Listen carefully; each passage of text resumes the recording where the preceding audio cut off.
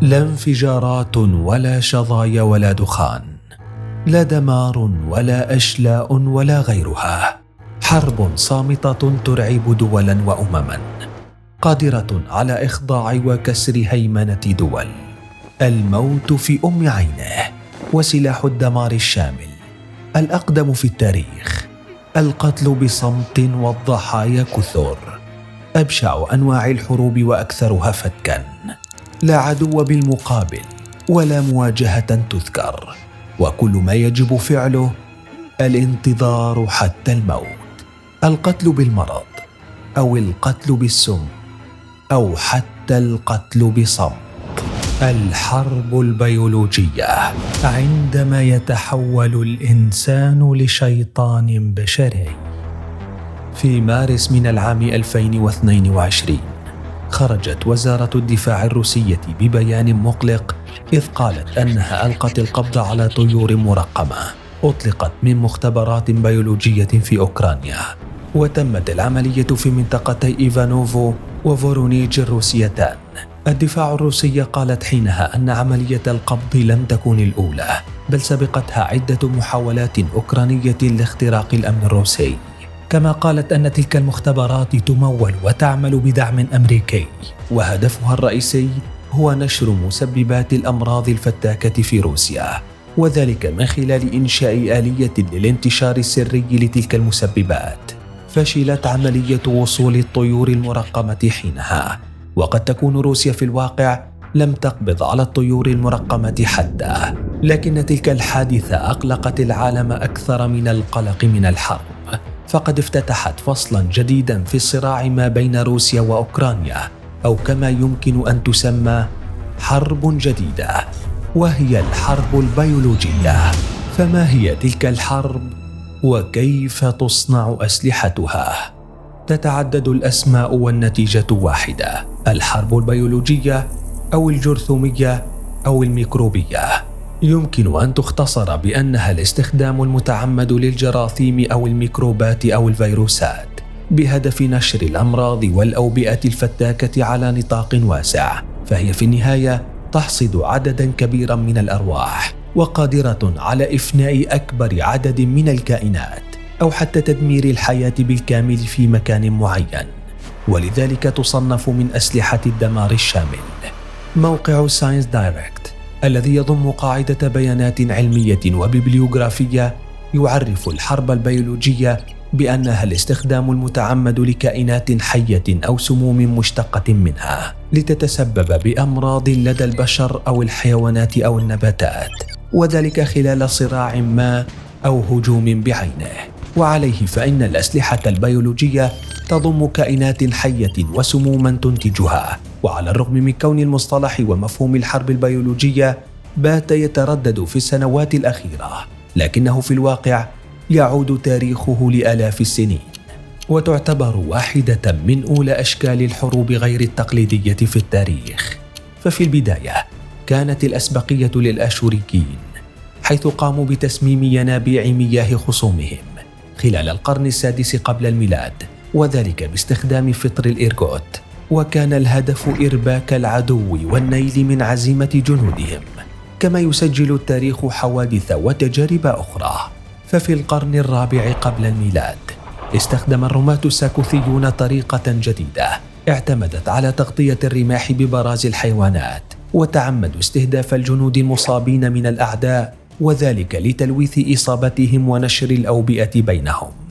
تكررت الحوادث من جديد، وكان أبرزها في العام 204 قبل الميلاد، إذ استخدم حنبعل ما يمكن أن يسمى الحرب البيولوجية الأولى، إذ أمر جنوده بإطلاق أوان فخارية كانت ممتلئة بالثعابين السامة تجاه أعدائهم. وبعد سنوات طويلة كان الطاعون الدبلي سلاحا بيولوجيا لقتل الخصوم، إذ كانت الجيوش المحاصرة تلقي بجثث جنودها المصابة على أسوار القلاع من أجل منع المهاجمين من التقدم أكثر نحوهم، وتلك الطريقة تسببت بانتشار المرض أكثر وأكثر، خصوصا في أمريكا الشمالية والجنوبية خلال استكشافها من قبل الأوروبيين، وأدت في النهاية لقتل عدد هائل من السكان الأصليين للمنطقة.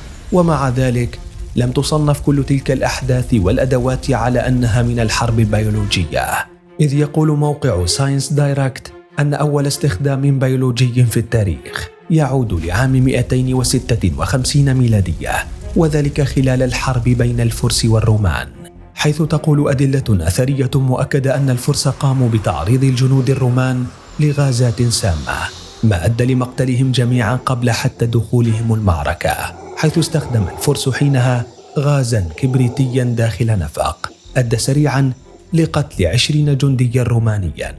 مع هذا اعتبر ما فعله الفرس نقطة في بحر ما سيحدث بعد ذلك. ففي ذلك الزمن، وعلى الرغم من غياب أي قوانين وروادع دولية، لكن الخطر كان يمكن أن يصيب الجميع دون استثناء. فمع التطور الذي عاشه العالم على مدار آلاف السنين، كانت الأسلحة البيولوجية تتطور بشكل متسارع أكثر، حتى ظهرت الأسلحة النووية، وبقيت البيولوجية طي الكتمان والمخابر السرية. مع بداية القرن العشرين كان العالم على موعد مع سم قاتل، فقد شهدت البدايات اندلاع حروب عالمية كانت من الأكثر وحشية في تاريخ البشرية، وفي ذات الوقت حملت معها قتلا صامتا وأسلحة بيولوجية.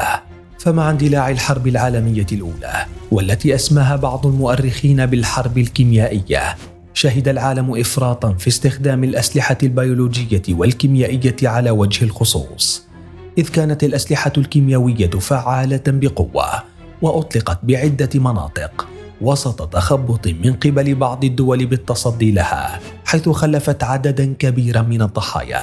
وجراء الهجمات المستمرة وخصوصا من قبل ألمانيا، اعتبرت الحكومة البريطانية الأسلحة البيولوجية أسلحة دمار شامل، حيث استخدمت بشكل خطير وأوقعت أكثر من 1.3 مليون قتيل خلال الحرب.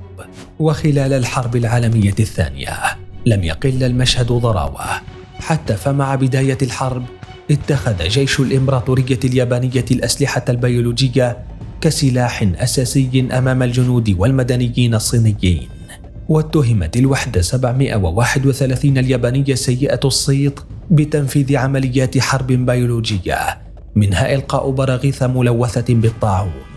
وفي الواقع شهدت الصين خلال الحرب تفشي الطاعون بقوة فيها، كما أدت العديد من الاختبارات لتلويث مناطق عدة حول العالم، والتي بدورها قضت على الحياة في تلك المناطق بالكامل. إلا أنه ومع حلول العام 1972 توقف تطوير وإنتاج وتخزين الأسلحة البيولوجية بشكل لا بأس به، وذلك بعد توقيع معاهدة حظر الأسلحة البيولوجية التي وقعت عليها 137 دولة حول العالم، ولا تزال سارية حتى اليوم. لكن هل تلك المعاهدة كانت كافية؟ الإجابة الآن ستسمعها بالكامل. وقعت المعاهدة، واعتقد العالم أن الأسلحة البيولوجية انتهت دون عودة، لكن حدث عكس ذلك تماما. فالعديد من الدول اتخذت خط التصنيع والتطوير بالسر واستخدامها عند الحاجة بعيدا عن أنظار العالم.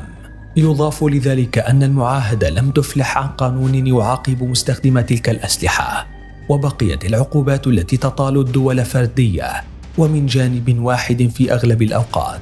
فقد استخدمت الأسلحة البيولوجية خلال الحرب العراقية الإيرانية بكثرة، ولا تزال آثارها واضحة حتى اليوم.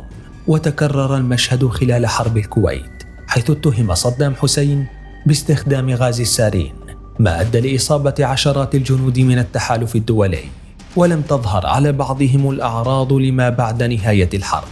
كما لم يقتصر استخدامها على الجيوش والدول، ففي العام 2001 شهدت الولايات المتحدة واحدة من أشد الفترات، إذ بدأت هجمات الجمرة الخبيثة داخل الدولة، حيث كانت ترسل في مظاريف لعناوين معينة لتوقع في النهاية 5 قتلى، منهم 4 لم يكونوا من المستهدفين.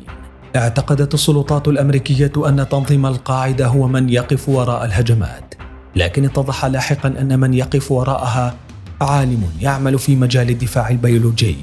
تسببت الحادثة باضطراب كبير في البلاد، ووصلت تكلفة التخلص من الجراثيم إلى $1 مليار، وأوقف البريد في العديد من المدن الأمريكية، واليوم وعلى ضوء الحرب الأوكرانية الروسية يعود الحديث عن الحرب البيولوجية والاتهامات الروسية لكييف بإنشاء مختبرات خاصة بدعم أمريكي لتهدف لإرسال أمراض وأوبئة إلى روسيا عبر الحيوانات، والتي تقول موسكو أنها ألقت القبض على بعض منها، ذلك كله وسط تقارير تتحدث عن ترسانة ضخمة تملكها كل من روسيا والولايات المتحدة قد تكون مدمرة للحياة البشرية في حال استخدمت من الطرفين في حرب ما، وهو ما يخشاه العالم أكثر من النووي الذي يلوح فيه بوتين منذ بداية الحرب.